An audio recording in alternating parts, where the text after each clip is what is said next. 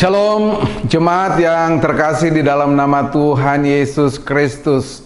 Iya, renungan kita masih seputar bagaimana Roh Kudus bekerja dalam hidup kita. Nah, hari ini judul renungan kita adalah hidup yang diubahkan. Terambil dari Kisah Para Rasul 2 ayat 42.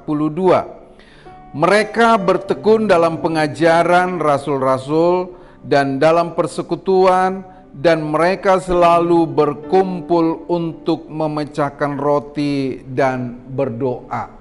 Bapak Ibu Saudara yang dikasihi Tuhan, cerita ini adalah cerita jemaat mula-mula, di mana ketika mereka setelah kepenuhan Roh Kudus, setelah dilawat oleh Roh Kudus, maka apa yang terjadi?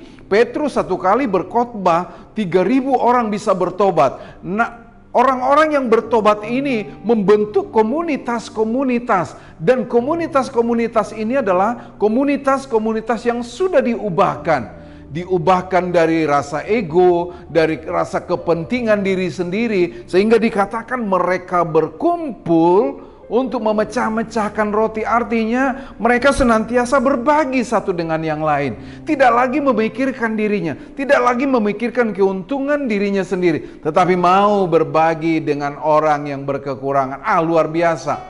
Nah, ini pekerjaan Roh Kudus. Jadi saya mau katakan kepada kita, kalau Roh Kudus melawat hati seseorang, maka sesulit apapun, kalau itu untuk pengampunan misalnya, pasti bisa.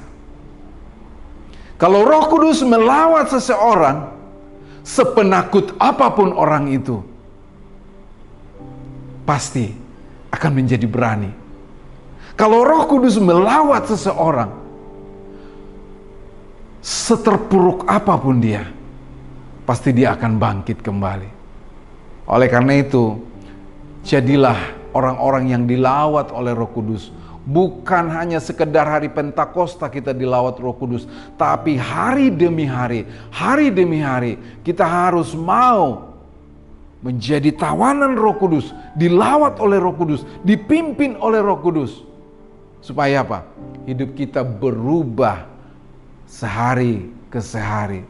Hidup kita berubah kepada hal-hal yang semakin baik dan semakin indah, dan tentunya perubahan yang didasari oleh karena Roh Kudus, maka perubahan itu akan memuliakan nama Tuhan, dan perubahan itu akan punya progres yang semakin indah ke depan. Tetapi jangan coba-coba berubah dari hanya niat untuk berubah tanpa melibatkan Roh Kudus, maka perubahan yang saudara rindukan pasti akan gagal. Engkau yang tadinya pemarah, engkau yang tadinya punya hobi-hobi yang tidak baik, punya kebiasaan-kebiasaan yang tidak baik, lalu engkau rindu berubah, lalu engkau ingin berubah, tapi dengan kekuatan sendiri, dengan kemauan sendiri, pasti gagal. Tapi libatkan Roh Kudus supaya perubahan itu menjadi perubahan yang ajaib, dan perubahan itu pasti akan memuliakan nama Tuhan. Tuhan Yesus memberkati kita. Selamat berubah dalam Tuhan. Amin.